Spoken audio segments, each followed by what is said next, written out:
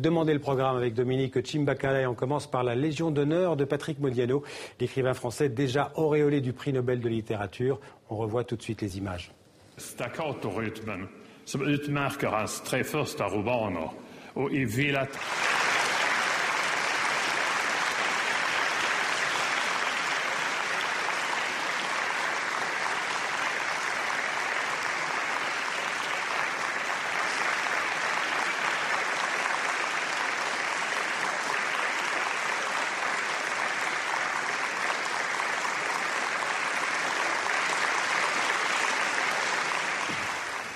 Bonsoir Dominique. Bonsoir Xavier. Alors là, on a vu Patrick Modiano qui recevait le prix Nobel, mais il va aussi recevoir la Légion d'honneur. Et oui, il fait partie de la promotion du 1er janvier. C'est une tradition française. Il a été promu officier de la Légion d'honneur, tout comme le réalisateur Jean Becker ou Jack Lang, ancien ministre, actuel directeur de l'Institut du monde arabe, et aussi comme son compatriote Jean Tirole, qui avait lui aussi reçu le prix Nobel de l'économie. Et comme l'économiste Thomas Piketty, mais qui lui a refusé sa Légion d'honneur. Voilà.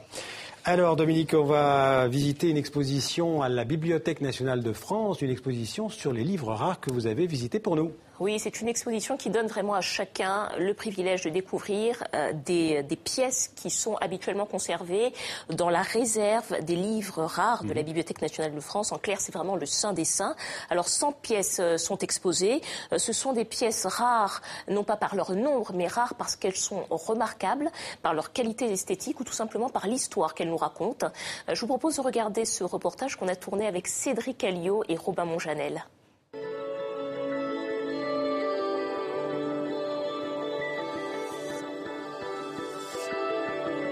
La réserve des livres rares, c'est 200 000 pièces au total et l'exposition en présente 100. Il s'agissait de présenter un choix de 100 pièces parmi celles qui sont rentrées à la réserve des livres rares pendant ces 20 dernières années. Il y a tout aussi bien des livres imprimés sous leur forme définitive que des maquettes ou des épreuves corrigées. Il y a des documents qui prennent la forme du livre, il y a des documents qui prennent la forme d'affiches, de simples plaquettes.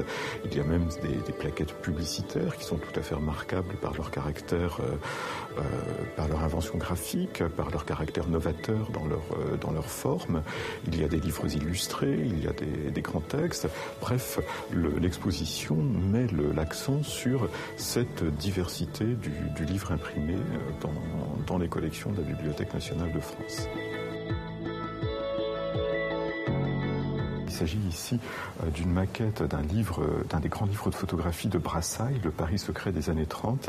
Et en 1975, au moment où le livre est en train d'être préparé, Gallimard demande à Brassailles de lui fournir une maquette. Du coup, il réalise une maquette de mémoire sur des cahiers de papier pur, en croquant des crayons très, très, très vifs, soit rouge, soit bleu, ces photographies de mémoire. Et donc, c'est cette sorte de prouesse qui est présentée ici.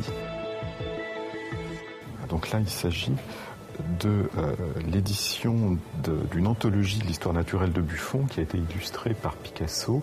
Et au début de l'année 43, Picasso a offert un exemplaire à sa compagne Dora Maar.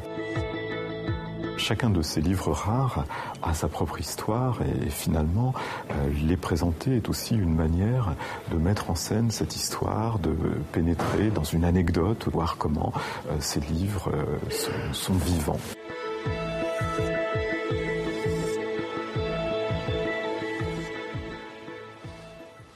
On aurait voulu vous parler d'une photographe suisse spécialisée dans l'architecture, mais je pense qu'on n'aura pas le temps, en tout cas aujourd'hui. Mais on la retrouvera demain. Voilà. Eh bien, elle s'appelle Hélène Binet. Comme ça, on en sait déjà quelque chose. Ça donnera envie à nos téléspectateurs de la découvrir demain. Merci à demain, Dominique. Xavier. À demain.